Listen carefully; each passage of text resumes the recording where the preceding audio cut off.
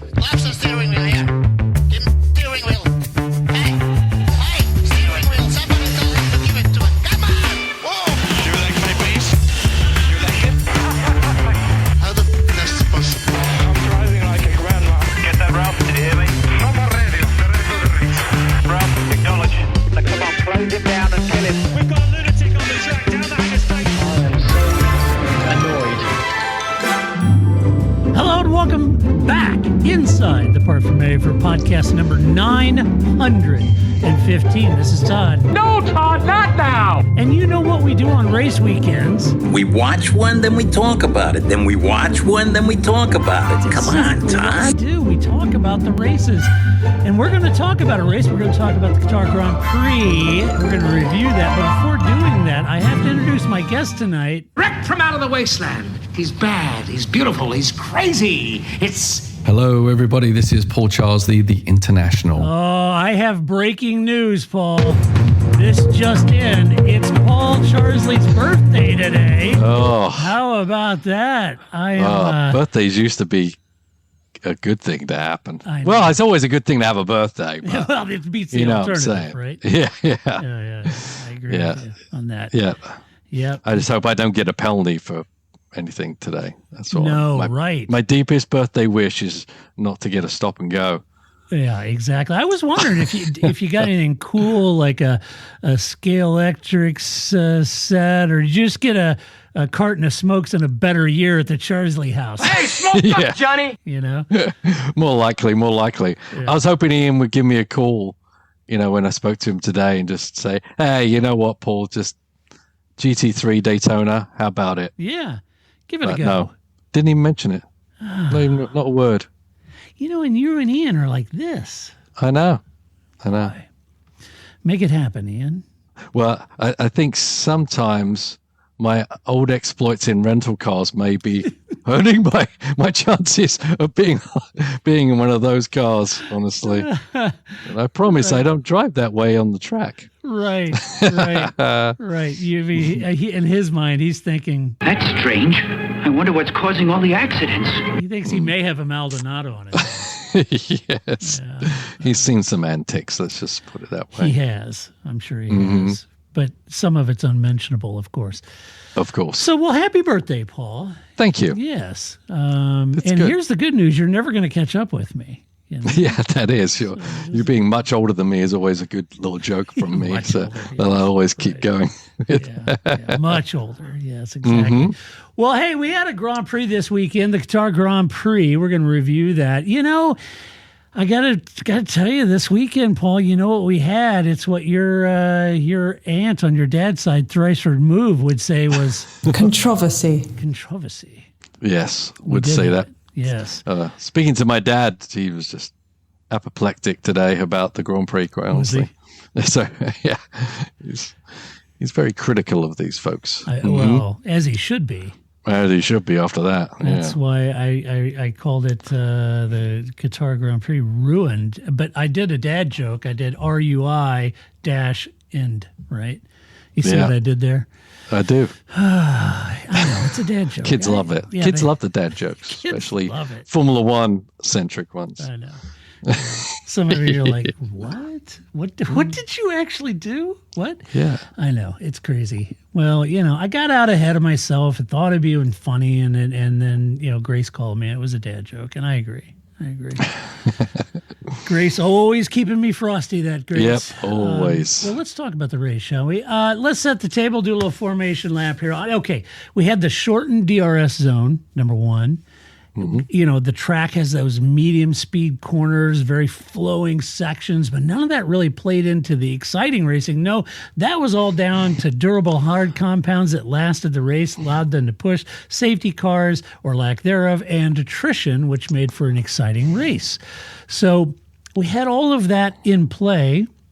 I would say artificially manufactured or not, we had all that in play. It's an interesting track, though, in aggregate when you think about it. And one I do think it's pretty challenging, I think it's challenging for the drivers. I think the track layout does lend itself some good racing. And I kind of get the impression it's a little tricky to get the setup right, downforce versus not, medium speed, flowing sections, the straights. I think it might be kind of challenging to get the setup right. But boy, Paul, interesting, Red Bull nailed it between the sprint race and the Grand Prix, didn't they? I mean, seemingly somebody reached in there and gave that bib adjustment a few turns on that between the sprint and the race, because they came alive during the race.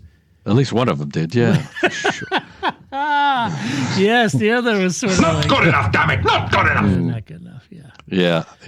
I know. He must have got the dodgy springs or something. Yeah, Oh, somebody forgot what Perez. the bib adjustment in the cockpit was for him, or what happened there. But yeah, they turned that thing around. Yeah. Let's talk about the elephant in the room, shall we? The mirror, Alex Albon's mirror, or affectionately referred to as Albon's mirror.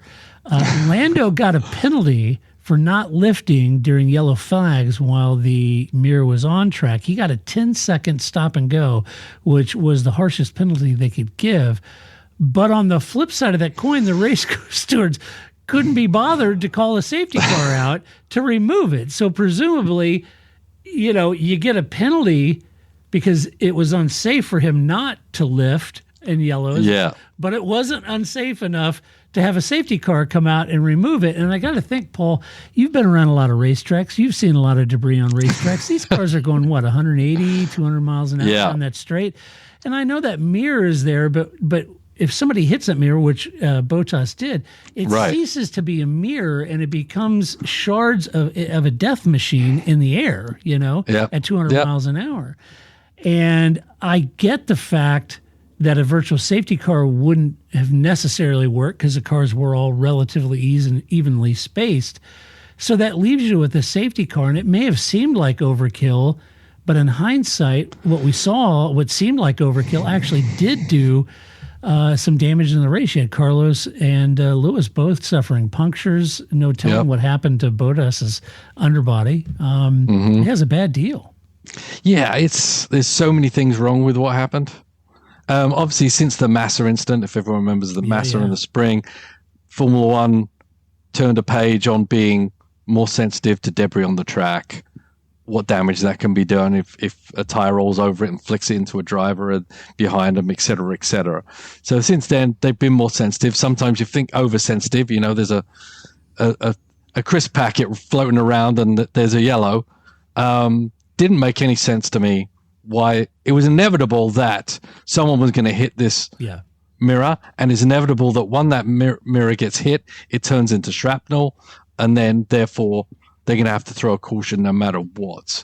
It was a debris flag. I mean, if you want to go back to the Norris thing, it should be a debris flag, which doesn't signify you to slow down. In my book, it signifies you need to be aware there's debris on the track. But that being said, they knew exactly what was there, and they should have instantly taken care of it. Why can't you throw a VSC out there if you don't want a safety car? Find some way of making it safe. Throw a bloody drone out there to pick up the pieces of the piece of, the mirror that was actually together at that point. A lot bigger problem once someone hits it, right? Yeah. A lot easier to get rid of it. They've got to figure a way of getting this debris off the road safely. We don't want to endanger any marshals or anything like that. No. Or, if the worst comes to worst, then you have to throw the safety car, gather everyone up. We know no one likes that. It's a long process. Pit stops, getting people gathered up, having the safety car. You can't even get to the mirror till everyone's gathered up, and there's no actually guarantee that everyone's going to be gathered up anyway with how everyone's diving in and out of the pits. Right. Yeah, good point. So, everybody would have dove in, or not everybody, but a few of would. Yeah. And that may have opened up some track space. Yeah, I mean, maybe it's to do with, the change in race control personnel. We know the new guy came on, and then all of a sudden they fired the F2 and race controller as well. So that person then had to cover two different series. Not acceptable. He was doing three. He did the Formula, just flew out of my head. The female series. Yeah. And he did it Formula Academy. I'm sorry. Yeah, Formula He Academy. did Formula Academy F2 and F1, and that's a tall order. And that's unacceptable for the pinnacle of Agreed. racing. Agreed. Right? Totally. I mean, it should be a full-time job covering, being prepared, post-race, post-session for one person to deal with Formula One. But if you've got this person jumping out, jumping in, jumping out, as I said, it's unacceptable. Formula One shouldn't put himself in that place. I'm not sure what they're doing. It's a shambles. It's shambolic. Yeah, it's shambolic. Yes. Right. All these people that are shuffling around, there's got to be a reason why the turmoil, why the turnover, why people are quitting, why people are being fired. There's Where's something the vote of broken in no that system. confidence, Paul? You know what I mean? I mean, at some point, the FIA is bleeding executives like crazy, and he's firing people over text and stuff. I saw a video after the race. He was coming up, and I don't know, something about him. It's a mannerism or whatever. But every time I see him, he's always got his hand on somebody, pushing them in a direction that they're already going. Like he's always trying to direct traffic, and show, be a leader, and goes out and puts his hand on somebody and ushers them into the position like he's orchestrating this thing. And it's annoying as hell. And I saw Oscar, literally, he was grabbing Oscar to shove him towards his team and to celebrate. And Oscar just shoved him back. He was like, Oscar wasn't putting up. He wasn't having none of it. Yeah, this guy needs to go. I mean, maybe he's the reason why why people are jumping out of the boat. But even so, the choices made in race control isn't just under one person. Yeah, it's a basic decision that all the great race directors that we deal with at IMSA, at WEC, at SRO would instantly take care of. And I don't know why it wasn't taken care of here. And obviously caused, damage to other people. It could have been a lot worse, but it also damaged the race. And then for them to give Norris that penalty, they should be the ones in the penalty box. Absolutely. As I said, it should have been a debris flag, which wouldn't signify having to slow down. And then, they're just chasing their tails, and then there's always some leniency and some adjustments can be made in penalties, but to throw the book at Norris for that, it was also as wrong as the decision not to actually take care of the debris in the first place. Yeah, I kind of, I understand the stewards, and I've always been a proponent. You don't penalize the outcome, you penalize the action, right? And so, in that sense, not slowing under yellows should be a harsh penalty.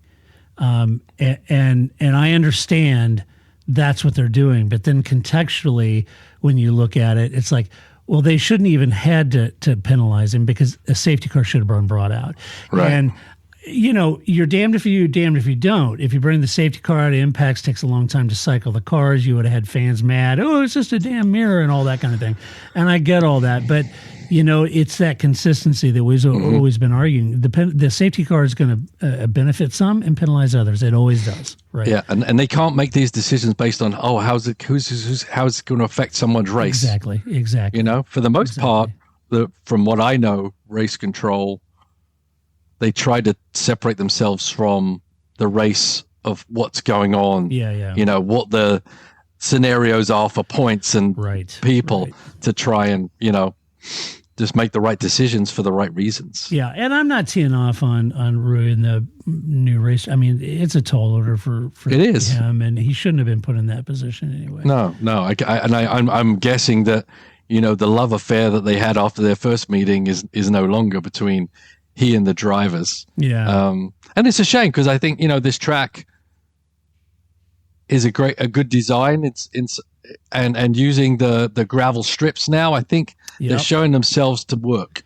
I agree. I mean, it'd be great not to have gravel thrown on the track. Maybe there's something else, and we talked about it a long time ago.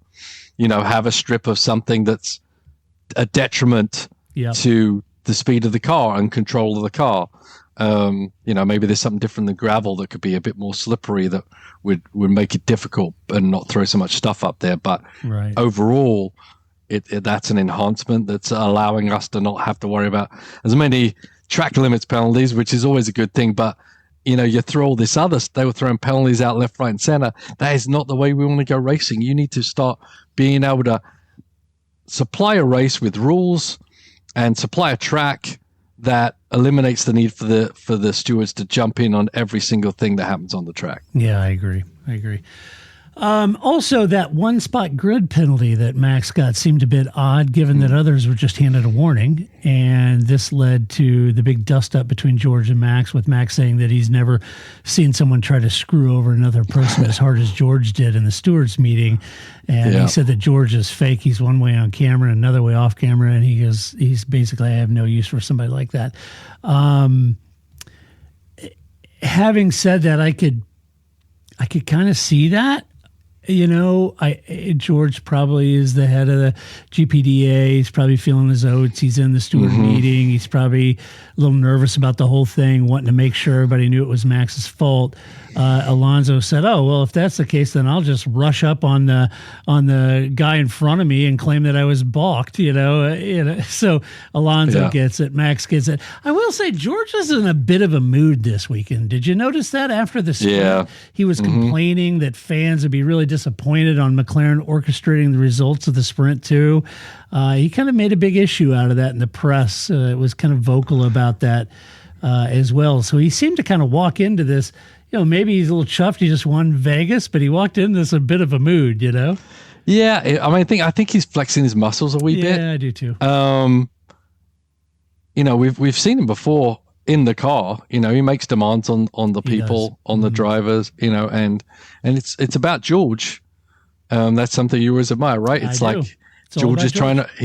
He's using every angle he can to get the best result he can. Yeah, and it doesn't always make you a nice person. No, right? No. Even all the best drivers we know in history, all of them weren't always nice people to get what they want. Yeah. And it's just a kind of it's maybe a negative slide for a person, but it's part of the makeup of what drives them to be world champions. Yeah, it really is. And in defense of George, to your point, Paul, he's not going to the steward meeting to make it easy for Max to get off the hook. No. He wants Max penalized. He wants him behind him. He wants on the front row. He wants, it's all about George, as it should be. Yeah. So I also posted a comment, thought it was interesting. I posted a comment about the world being completely outraged when Schumacher orchestrated Ferrari their finish in Austria all those years ago with Rubens and let him over at the last lap at the line, and how the whole world was just outraged. My gosh, you remember that blowback they got and all that. And I posted that, and everybody, and I was met with several explanations about the context and how it was completely different in that circumstance, but this time completely justified. Back then, the outrage was totally justified because it was Schumacher, it was early in the season, all that kind of stuff, and how this time it was completely fine, no big deal. A team, in my mind, look, I get it. I get the context. I understand it. But bottom line, again, a team either orchestrates an outcome or they don't. Yeah. Irrespective of the context, it doesn't matter. So I'm not saying I was unhappy with McLaren's decision. I totally get it. I totally understand. But stating that a point that if Mercedes, Ferrari, or Red Bull do it in the future, don't be upset. Don't get all mad about it. It's a shame, but it's a business. It's a business to make money, and when you're dealing with a lot of things McLaren did wrong with their driver manipulation, should we say, right? And they've got a great asset in Piastri, and they're trying to make amends, I would say. It's. I'm sure Piastri isn't punching the air, wasn't punching the air after getting that victory, but it's about resetting what's right, and that enables them to build that driver pairing with their team for more success, winning championship in constructors, hopefully for them, but then more out fighting for a drivers' championship next year. Yeah, exactly. Yeah, no, I wasn't upset about it. I just thought it was interesting.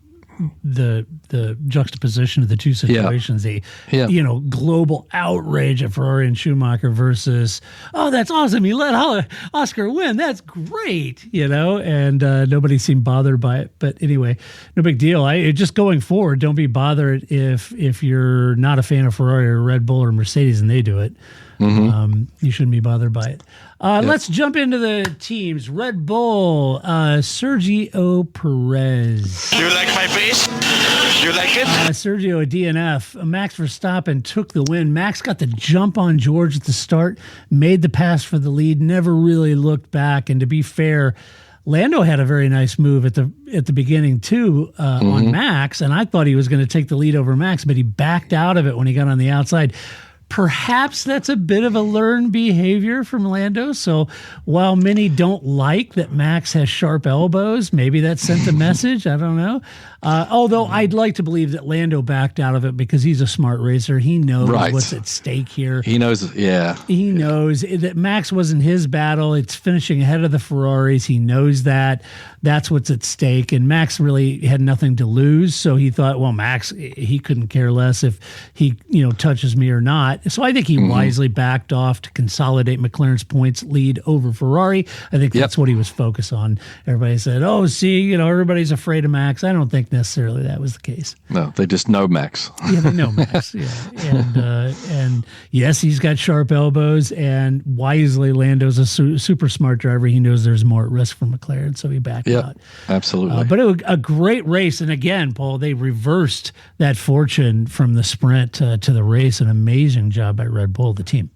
Yeah, great turnaround for them. But it's always difficult when they lock in, or they used to lock in during the sprint weekend so early. It really makes it backwards. I mean, that's what you get. That's what you want to do when you're a team. You want to you work on the car. You want to use flex all your engineering muscles to try and get the car as fast and for the race. And that's exactly what Red Bull did. Very impressive to turn a car around like that. And obviously Max is a factor unto himself. And so great turnaround by them, great drive by Max, very determined. He's got nothing to lose, but he loves to win. Yeah, he does. So, and that's all he cares about. And so they can take a stab in the dark. I think they've kind of given up on the fact that they're not going to win the manufacturers championship. So they, that maybe they took a bit more chance than maybe some of the other teams who really have something to gain, and it worked. Which is great. Great for them. Yeah, it was good. Sergio had another Sergio weekend, retired with a DNF. He was running up in P5 early on before he boxed. He's looking good, but he said he had a massive power over delivery in his car that caught him out, spun him at turn 12 as he got on throttle, and he had this big spike in overpower. Or over-delivery power, and spun him around. And then after that, once he got righted, he had a loss of power, and it was a DNF from that part. So a bad weekend for Sergio. Yeah, that was difficult to see, wasn't it? Yeah. I mean, it could easily be an overpower situation, overboost, whatever it was. It did sound a little weird. It did. And obviously, he couldn't get going again, burnt the clutch out, or did something. But on that same restart, Max was having a lot of problems with the rear of the car. Also, if you remember, that's what put him in the clutches of Lando in the first place. So maybe it had to do with something to do with how the team had gone about getting the car ready for that restart, temperature, whatever. But both Red Bulls obviously had a problem with the rear end, getting it pushed down into the ground, and it bit Sergio again. And I'm still bemused. I still don't understand why he's even still in the car, but it is what it is. They're going to ride out the season, looks like. Maybe, as you say, it's some contractual thing. But if I was them, I'd try and see one of their new guys. What can they do? I don't know. Yeah, who they put in, because I think it's a foregone conclusion that he won't be there. I think that's I think it's got more to do with that. VCARB don't want to shake the driver line up again because they're in the hunt for points. So it's gone more. Otherwise, I think if they were where they weren't going to win or lose anything, I think they would move one of their drivers up. But right now, they need both those drivers who are in tune with that car to score as many points as they can. Yeah, they're fighting for sixth. Yeah, which is, from where they are in eighth, if they could move up to, that's like $30 million. Yeah. It's massive for a team like that. So, all right. Let's talk about Ferrari. Ricky, these are not new inters. Which inter is this? These are new inters, Ricky. Hello. Hello. Ferrari, Charles Where's Leclerc. my stapler? But I was told it'd be. No salt, senor. So Charles Leclerc, P2, Carlos Sainz, P6. Charles jumped Oscar at the start, couldn't hang on as Piastri got back around him, but the safety car meant he could box and get past Oscar back in to P4, then inherited P3 when Lando got his penalty. So he ended up inherited P2 when he got back up there. It's just another one of those lessons, Paul, and never giving up. And although, Charles said that the track didn't really suit their car, so to come home with P2 was more than they expected. But it is, attrition happens, these things happen, penalties happen. That it's just all about staying there, being present, and taking advantage of those opportunities when they come up. George has had that a couple times this year too for a podium. So, it was a good result from Charles. I don't know. I mean, I'm not suggesting it wasn't on merit for Ferrari. It was. They're fast, no doubt, but he didn't feel like it was a P2 performance. So being there was important, and getting back around Oscar was critical to have that P2 performance. Yeah, they should be very happy with the point score they got. Obviously, if Sainz hadn't had his puncture, it would have been really good for them. And it's a long shot to beat McLaren, but this doesn't hurt. It doesn't hurt at all. So they did luck out. But as you say, you make your own luck sometimes, and if you give up, you take it. If you just accept what's given to you and just maybe not push as hard, opportunities can escape you, and that's exactly what Charles did and executed it well. Yeah, he did. Carlos, tougher race for him. He got that puncture from the debris from Albon's mirror. This left him drifted backwards. He did recover, though. Again, like you said, he recovered all the way to 6. Had he not had that, there's a good chance he'd be fighting for a podium at that point. Great recovery drive from him, finishing ahead of Lando. And that was key. So you had Charles ahead of Oscar, you had Carlos ahead of Lando, key to really narrowing that points gap, which we head into Abu Dhabi this weekend with it all to play for the Constructors' Championship. Right, yeah. And you don't know what's going to happen, right? You don't. You just don't know. Yeah. Anything can happen. Is McLaren, is Abu Dhabi favor their chassis, a favor Ferrari? It's all up in the air and what can happen. I will say, regardless of how it pans out, these are two marks or two teams, very storied, legendary teams that are long overdue for a Constructors' Championship, both of them. What was it for Ferrari, 2007, in the late 90s for McLaren? So no matter how it turns out. Wow. Crazy. Yeah, it'd be great to see. I hope I have my number right on McLaren. Late 90s for McLaren? Or early 2000s. I can't remember. But you'd think I'd do the research. I didn't. If you don't know it, just make it up. Yeah. Well, it'd be bad since 1999, 1998. Yeah. So anyway, a long time. Let me put it that way for both of them. So it'd be a good result for either. Speaking of McLaren, you had Lando Norris. I know he's thinking, Oh, Jesus. Yeah, you had Lando down in P10, Oscar Piastri in P3. A tough day for the team, and they would have liked to run a lot better here. They didn't. He had Lando running in P2, only get called out by Max for not slowing under the yellows on the main straight with Albon's mirror on track. It was a total heads-up move from Max. And one I'm absolutely convinced that Lando would have done it had the roles been reversed. I guarantee you Lando would have brought it up too. And it's a testament to both these drivers. They have such capacity to not only run the race, but to understand the race around them and to notice things like that. Everybody's, Max calling him out. What a chump move. It's a brilliant move. And I guarantee you Lando would have done the same thing. And I wonder if the stewards would have done anything if the team and Max hadn't noticed it and the team hadn't keep pushing the point. I mean, they might have wanted to brush that one under the carpet, but once it's out there in the open, it's hard for them to hide. Maybe that's why they overreacted with the penalty. I have no idea, but definitely as just like Russell in the stewards room with Max was doing the same thing to Norris on the track, right? Yeah.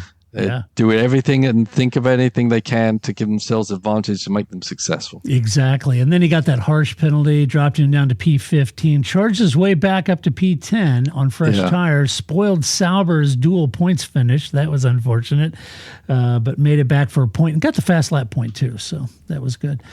Let's see. Oscar really had a decent race going, but they boxed him just before the safety car came out for Albon's mirror, and this dropped him behind Leclerc. But he made the most of it, came home in P3. Despite the bad luck, I think it is going to be a fun battle next weekend between them and Ferrari. And, Oscar... P3 podium finish. Safety car caught him out. Not his fault. I think he had a good race. Yep. Yeah. No, he did. He was just a little off of Norris. Yeah. But not a lot off. Right. It's a difficult track. If you're not feeling completely comfortable with the car and have a lot of confidence in it, it can take just that little bit of edge off, and maybe that's what Piastri was dealing with. But yeah. Obviously, once again, keep pushing, and success will come your way. Yep. Mercedes. One thing about Norris, though. What? So, I don't remember this.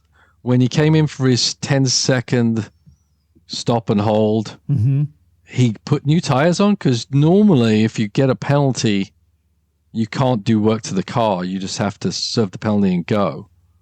But I don't remember. Because you were saying, because obviously he got the fastest lap, which is true. And I don't know if it was just his true pace. Even I'm not sure he got new tires, but I could be wrong. Matter of fact, I think in my mind when that was happening, it was a stop and go, and you can't work on the car. Right. Because it's a penalty only. So in my mind, I didn't even watch it because in my mind, I'm thinking you can't change tires during that. Right. I don't think so. If he had just a 10-second penalty, they can wait 10 seconds and then work on the car. But I think a stop and go is like you said, you go in, you stop 10 seconds and go out. If you want to change tires, you got to come back in. I think that's right. Yeah. Mercedes, Lewis Hamilton P12, George Russell P4. Punchy weekend for George. Had the sprint podium. Inherited pole position, but it unraveled a bit when Max overtook him at the start, followed by Lando, so he dropped down. The team boxed him early, and a normal stop turned into a 7-second stop with a slow right rear, which dropped him way down in the order, leaving a heck of a lot of work to do. He did manage to fight his way all the way back up, and, basically they came in, he put on hards. He wasn't happy with that. And that second stop, he said, what are you doing putting me on hards? I mean, he was kind of like, what? He wanted the mediums, and Toto later after the race admitted, the mediums would have been better. I think Sky said that he didn't have a fresh set of mediums. He had a scrub set. So maybe that was the thinking. Yeah. I mean, it seemed a logical thing to do. And he was very, very angry. Over that thought. I'm sure he was expecting when they told him to box for tires that he was going to get the mediums, and so that was kind of a shocker. And obviously we saw from some other teams putting on the softer rubber was a very good move. Yeah, the mediums in that situation. Sure. As it got colder and colder, the softer tire really came to quite an advantage, I think. It did. And then he got it towards the end. He got a penalty for dropping too far behind the safety cars. So insult to injury didn't affect his finish position. Yeah. Lewis had a bit of a pity party weekend this weekend, telling the press, "I'm not fast anymore." And Ferrari are like, "Hey, what? What did he say?" Wait a minute. Carlos. Yeah, right. I didn't mean it. Right. Yeah, you're great. So this is just Lewis being Lewis. He's been, he kind of goes out, he drums up some self-deprecation, and the whole world says, "No, Lewis, you're the GOAT. No, you're awesome." But it's just kind of Lewis being Lewis. Basically not happy with the car. He just wants the season over. He does. He's certainly down in the mouth this weekend about the entire weekend. To be fair, he had a good reason to be fair to Lewis. Tough qualifying for both sprint and the race, and then he had the false start. That's on him. He took that on himself during the Grand Prix, and then while, that was his own doing, the race really conspired against him. He had that puncture, not his fault. That was race control because Albon's mirror, had set up shop out on the front straight. That led him to, it moved him down the order. Had a lot of work to do. Then he got the other penalty for speeding in the pit lane. Basically a weekend to forget. It was a little odd. Some people poking at him saying, 7-time champion wanted to go in and retire. He was like, no, I'm just going to turn it off in the pit lane. They go, okay, well, if you want a 5-second penalty in the next race, go ahead and turn it off. Otherwise, you're going to serve the penalty, and then we'll come back in. But they didn't, did they? He kept going. He did. Yeah. Yeah, so it was weird. He was saying, I want to retire the car. Then they told him he was going to retire the car. And then the car didn't get retired at all. They eventually brought him around, and then he kept going. But it was, not a good weekend. And, in my mind, man, he is so out of there, He's short timing. This is a lame duck session, and it's hard to get harsh on Lewis. He's going to Ferrari. However, I got to be thinking, if I'm Ferrari, about 80% of all of this I would understand as being a short timer, right? Yeah. There is 20% of concern why George is beating him, in both qualifying and the race. Yeah. And the other part of that concern would be, are these new ground effects sort of out of reach for him? What's going on? Because that's what. Yeah, I would say so. I mean, I think it's got a lot to do with the open door. Yeah. Mindset. The door's open. I'm just about to leave. I've stopped packing up my pencils. Yeah. You're not really focusing, but also, right. The team are probably being very tight with anything on his car, and talk to him about anything, debriefs, etc. And that's it's gonna put you on the back foot, quite honestly. And they don't have a lot to lose now. The Constructors' Championship, they're pretty much going to be where they're going to be. They're not that worried about the Drivers' Championship, so they've got no real reason to do anything with Lewis at this point. It's a shame because obviously the history is there. Yep. But and it's all about getting George ready for next season, really. Well, I mean, Paul, I don't know. You're just spitballing. One could argue, what does it look like when a team puts most of its focus behind one driver? This might be what it looks like. Yep. Yep. And it's a shocker, right, for him being in that team for so long, used to how people treat him, look at him, strategies. Strategy, the exposure he gets to what's going on technically, it's all gone, and rightfully so. It shouldn't be, but it is a bit of a kick in the teeth. Like, just doesn't feel good anymore, right? Yeah, and one side you say, well, that's unfair, and the other side, well, what did you expect? You're quitting a year early on Toto, and it took him completely off guard, and you're going to Ferrari. I mean, what were you expecting? That they'd still really lead with you and give you all the best strategies and the new parts and divulge all the, no. I mean, George is their guy, and they're going to, put most of their focus behind that. They don't want Lewis slow. They're not doing anything to purposely hobble him, but, they're certainly not going to be pulling back the curtain and showing him everything. Nope. Let's see. Alpine. Great story here. Pierre Gasly and P5, Esteban Ocon, a DNF. Pierre had a great race to P5. Huge points haul to lift the team back, Paul, into 6th in the championship. If they can hold on to it, that race they had in Brazil will be a $50 million race that launched them back up into 6th place, and that's huge. And, fair play. But, I say that there was some attrition, but fair play to Pierre. Sure, he boxed under the safety car, and there was attrition, but he held off Carlos Sainz for P5. Yeah. So, there's some merit. And Carlos was all over him like a cheap suit. He was. Sure. So there's some merit to his run, Paul. It wasn't all just total attrition, and he got the luck of the safety car.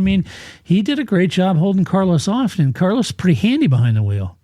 Yes, he's known to be, No, Gasly's done a great job. But he's a really good driver, but obviously the team has actually turned that car around too. So hats off to them as well. We should say chapeau too. Yeah, chapeau. Yeah. Maybe Flavio's sitting there, throwing some setup sheets out there on the wall. Yes. I don't know what's going on there, but it's pretty funny that Flavio's coming in there. And great for them. They were a bit of a joke at the start of the season, but it Brazil wasn't a one-trip pony, it seems. It seems they've found something. They've got some performance in that vehicle, and Pierre's getting it done. Ocon, not so much. Yeah, Ocon. Well, he's victim of Hulkenberg's, clash with him and Colapinto, and that ended Franco and Esteban's race. It was Esteban's last race this year. Yeah, it's over. He's done. It's over. Gone out of Alpine. And so this weekend you're going to see Jack Doohan. Yeah, interesting. I mean, it's obviously Ocon hasn't been as competitive as Gasly. Not something you'd really want to do if you're really that tight in the points. But I feel like whatever's going on in that team is got very sour recently, and I don't think the team trusts Ocon to be pushing, because basically right now Ocon's goal at Alpine would be to beat the Haas's, who is where he's going. And so if he doesn't beat the Haas's, I'm not saying Ocon's throwing the race or whatever, but I'm also not saying he's not. Yeah. He goes to Haas, they get an extra $20 million for their championship. That's going to help him for his season next year, right? The more money. So I think, Doohan's, it's going to be tough for him to get going, but I feel they think the Ocon negatives overruled, Doohan coming in, doing his race debut when there's so much on the line for the team. Yeah, you make some great points, Paul. There's certainly, why would they do that? You're risking, you need two drivers that are familiar with the car to maximize your points. Obviously, the team feels confident that they can secure and hold sixth with Pierre Gasly, the way he's driving and the current performance, as long as they can give him a car that's competitive to finish in the points up there ahead of the Haas's. So, and maybe they're just avoiding any possibility of accusations, hints, and innuendos, right? It's hard to know. I'm not like you. I'm not suggesting that Esteban would throw the race and try to help Haas, the team he's going to, but they want to avoid any improprieties and any perceived improprieties. And maybe this is the best way to do it if you feel, and they have every right to feel confident that Pierre will deliver. Because he's been doing a great job. And so, it gives Jack Doohan a little bit of a rolling start for next year. So, hopefully Doohan can back up Gasly and get something too. But the focus definitely going to be on Gasly, maximum the points against everybody else. Yeah. So what to watch for this weekend? Watch Pierre Gasly against the RBs and the Haas's. That's going to be a great battle, I hope, in midfield. So let's see, Aston Martin, Lance Stroll. Woo, Lance. It's a different category. Yes, Lance punted Albon in the opening lap, got a penalty for it, served it, and then retired the car. So that's enough said about Lance. Alonso, though, had a much better day. Initially, though, he looked like a sitting duck out there, Paul. Everybody was passing by him, and he said that there was some issues with the car early on down the straight, but a very crafty dual stop late in the race, got him on hards, boxed immediately, got him back on the softs after the safety car, let him get out. He fought on the mediums. Or on the mediums, I'm sorry, softer tires, mediums. Got back out, fought his way, taking advantage of the attrition ahead of him, secured seventh. Again, being there to take advantage of a situation, Alonso is always there. And obviously, I don't know if he was struggling with a technical issue and they fixed it. I'm not sure, or if it was just a perception thing.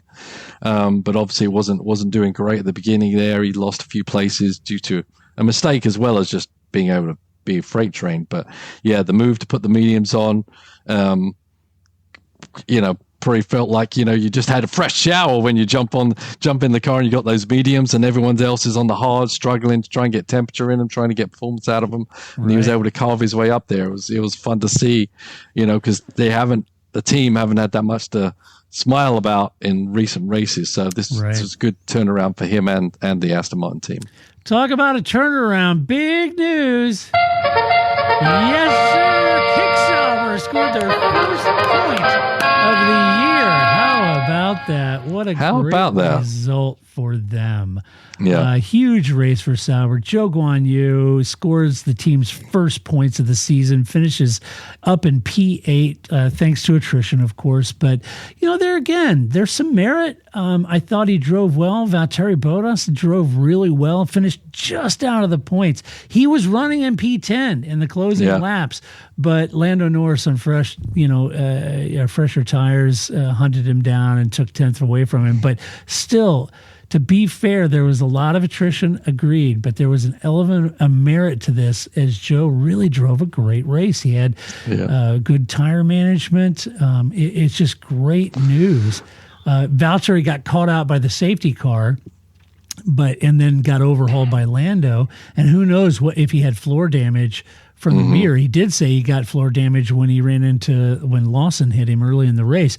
But a fantastic race for Zhou. And great points for the team who desperately needed it, Paul. Yeah, I mean, it's not going to change their payout, but it's something.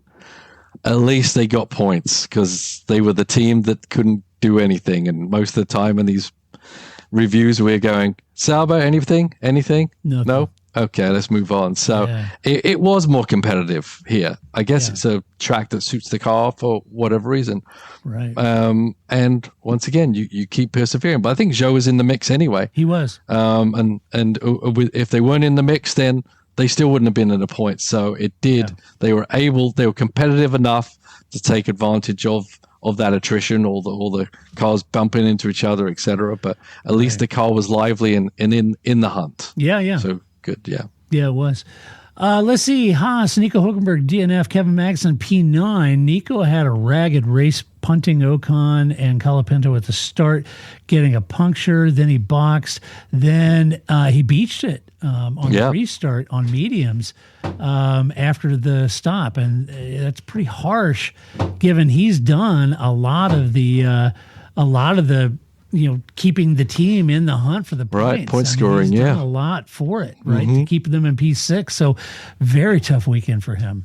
Yeah, it was tough. Yeah, it was a big error at the end there, but obviously caught Perez out, caught Hülkenberg out too. He was just, I mean, watch the in-car and he just had a great run. The tire just wasn't ready for what he was asking it to do. And just kind of ran him wide and sent him into a spin. It's a judgment call, right? I mean, it's not, no one did it to him, but he definitely threw that one away. Yeah, he did. This left Kevin doing a heck of a lot of heavy lifting. He did manage to take advantage of the attrition, all the attrition on track. Came home P9. He boxed before the safety car that led Alonso and Zhou ahead of him, but then held on to P9 and I think had a pretty tight race, all things given. Yep, absolutely. Yeah, great to see Kevin score points so late in the season, which is probably his last season, I'm sure. It's a nice one, Kev. Yeah. Had a very good pass on Yuki. That was a great battle going on there. Yeah. Speaking of Yuki, RB, Liam Lawson, P14, Yuki Tsunoda, P13. Yuki had a great start getting into the top 10. Said that he started to really struggle for pace at that point. Lost positions, dropped down to P13. It did seem a little odd. Several people passed him, kind of like the Alonso. There were several people in succession just went by. Not sure if that was like a graining issue, a degradation issue, tire wear. I'm not quite sure where that performance came and why so many people got by him at that point. But he eventually then was able to hang on to P13 just outside of the point. So, I mean, it wasn't horrible, but the team is fighting for 6 against Haas and Alpine, so not a great weekend for him. No, it was not a great weekend. He was like the poster child for the outside pass at turn 1, really, wasn't it? It was like everyone had a go.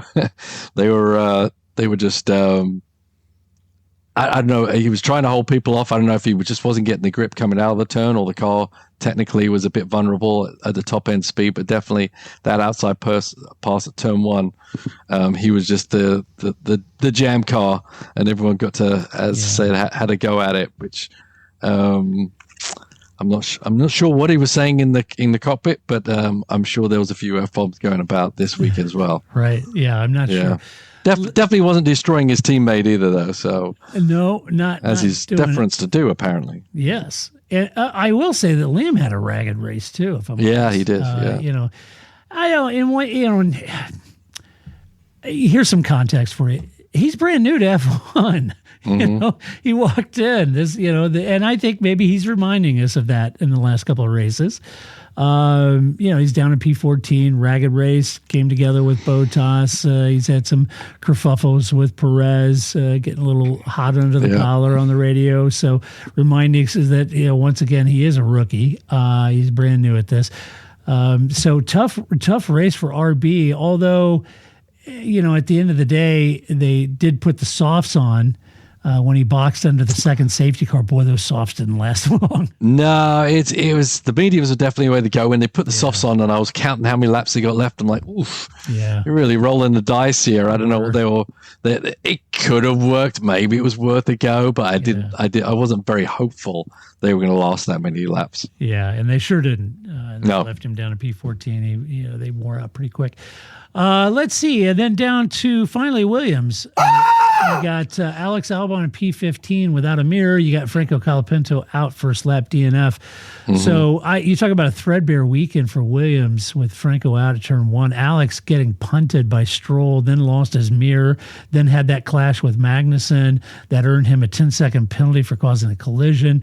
I don't know, man. I think James may be feeling it over there in the team. Yeah. The team seems to be going off the boil here. They had kind of a resurgence there, and then they're going off the boil in the last few races. Well, I think their drivers are more at fault for that, the incidents that have happened, and obviously with the team without a lot of inventory on the new parts, they're basically going backwards in their car development, and then they're kind of pushing, trying to go over the limit of what that car's capable of to try and keep up.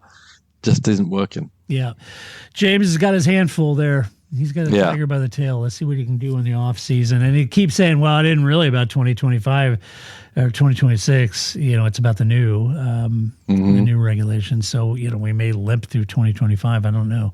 Hopefully not. I'm sure Carlos Sainz isn't happy about that. Yeah, I'm sure he's not. He'll be like, no, it cannot be, Ricky. Cannot be, Ricky. Let's do some awards. First award is always Move of the Race. Yes, I can hear you, Clem Fandango. Yes. All right, Paul. What'd you have Move of the Race? I got.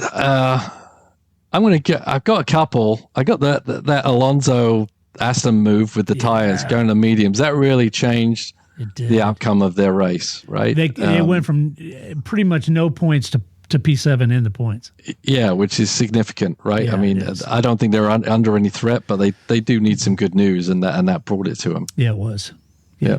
Yeah, it was a good one. I went with Kevin, his pass on Yuki. I thought that was a great battle between the two of them. And Kevin just hung out there and put the move on him and pulled him up into P9 for points for Haas, which they desperately need to keep within touch point of Alpine going into the last race. You had Kevin, every point counts. Nico's out. Right? So Nico's out of the race. Haas desperate needs those points to stay within touching distance of Alpine going to the last race. And so Kevin did it as a great pass. Yeah. Let's see. Next award is Donkey of the Race. We'll do it live. Oh, yes. Donkey of the Race. Well, who'd you have? We were like this on this. We are like this. It's got to be the race stewards, the race director, and I'm not going to blame it just on the director. It's a tough job. It really is. And I just think there's something going on there that makes doing that job well very, very difficult. And being thrown in the mix and then being spread thin, it's just a lineup for catastrophe, which is kind of what we got, really. Yeah. And I'm sorry, this is on MBS. This is your organization. It's the FI. It's on you, dude.